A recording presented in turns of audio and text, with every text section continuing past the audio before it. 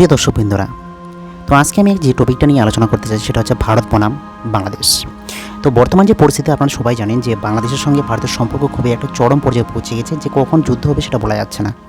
তো এমতো পরিস্থিতিতে বাংলাদেশের কিছু লোকজন অর্থাৎ বিশেষ কিছু ব্যক্তিবর্গ বলা যায় ইন্ডিয়ার বিশেষ করে দুটো নিউজ চ্যানেল, সেটা হচ্ছে সিএন নিউজ এবং রিপাবলিক বাংলা, এই দুটো চ্যানেলকে বলা হচ্ছে যে মলম বিক্রেতা চ্যানেল। কী কারণে বলছে সেটা আমি বলতে পারতেছি না, কিন্তু আসলে কি এই দুটো চ্যানেল মলম বিক্রেতা চ্যানেল, নাকি এর পিছনে মানে এরা যে নিউজগুলো প্রকাশিত করছে তার পিছনে কিছু যুক্তি আছে? তো সেই বিষয়ে আমি বিস্তারিত তথ্য দেওয়ার চেষ্টা করব আজকের এই ভিডিওতে। তো তার আগে একটা জিনিস আপনাদেরকে দেখানোর চেষ্টা করব। অ্যাকচুয়ালি যদি বলা হয় সিএন নিউজ বা রিপাবলিক বাংলা সর্বপ্রথম প্রচার করে যে বাংলাদেশের যে চট্টগ্রাম, এটা কিন্তু দখল করার চিন্তাভাবনা ভারতবর্ষেও নিয়েছে। এই কথাটা প্রথম কিন্তু মানে বলা যায় দুটো নিউজ চ্যানেল, ইন্ডিয়ার দুটো নিউজ চ্যানেল, সেটা হচ্ছে রিপাবলিক বাংলা এবং সিএন নিউজ থেকে প্রচার করা হয়।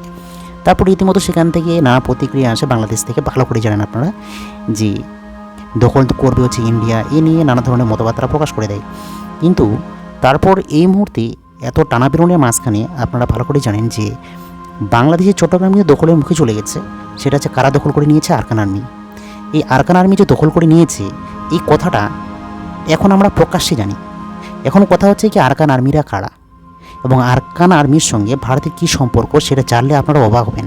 তারপর আপনারা নিজে ডিসাইড করবেন যে সিএন নিউজ বা রিপাবলিক বাংলা যে প্রচারটা করেছিল সেটা কি আদৌ ভুয়া ছিল, নাকি এর পিছনে কোনো একটা যুক্তি ছিল।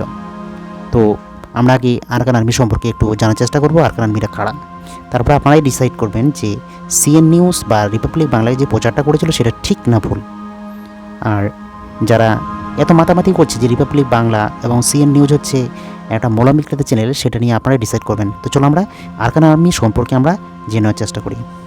তো আমাদের আরাকান আর্মি সম্পর্কে আমাদের সঠিক তথ্য জানার জন্য আমরা প্রথমেই চলে গেলাম আমাদের বলা যায় গুগলে যাওয়ার পর সবথেকে বিশ্বস্ত যে সাইট সেটাতে চলে যাওয়ার চেষ্টা করলাম, সেটা হচ্ছে উইকিপিডিয়া, যেখান থেকে আমরা সমস্ত তথ্য সঠিকভাবে জানতে পারি।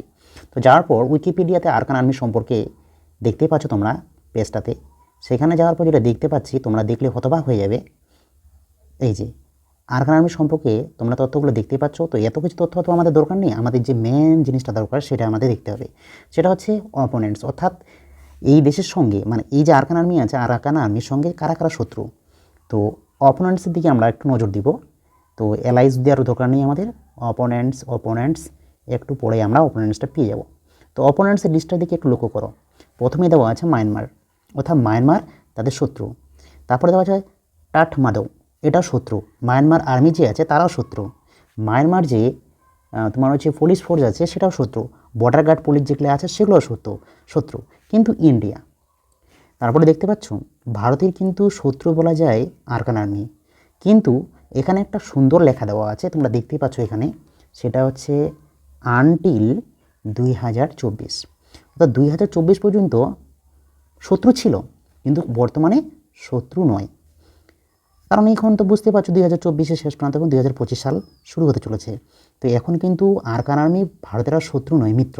তো হঠাৎ করে শত্রু থেকে মিত্র হলো কী করে, সেটাই আমরা একটু জানার চেষ্টা করব। কারণ এই মুহূর্তে সবথেকে লেটেস্ট বিষয়টা হচ্ছে এটা। দেখবেন যখন হাসিনা সরকার বাংলাদেশ থেকে ইন্ডিয়াতে চলে আসে, ঠিক কিছুদিন পরেই কিন্তু বলা যায় ভারতের সঙ্গে হাসিনা সরকার বৈঠক হয়। বৈঠক হওয়ার পর কিন্তু কিছুদিন পর এই আরাকান আর্মির সঙ্গে ইন্ডিয়ার কিন্তু বৈঠক হয়, যেটা কেউই এখন পর্যন্ত ভালো করে নজরে দেয়নি। এবং যখন সিএন নিউজ এবং রিপাবলিক বাংলা রীতিমতো প্রচার করা শুরু করলো যে ভারতবর্ষ চট্টগ্রাম দখল ধরবে, তখন বাংলাদেশের অনেক মানুষ নানা রকম ধরনের কথাবার্তা শুরু করে দেয়। কিন্তু তারপরে দেখা যায় আরাকান আর্মি এখন বলে যে রীতিমতো চট্টগ্রাম দখল করে ফেলতে চলেছে।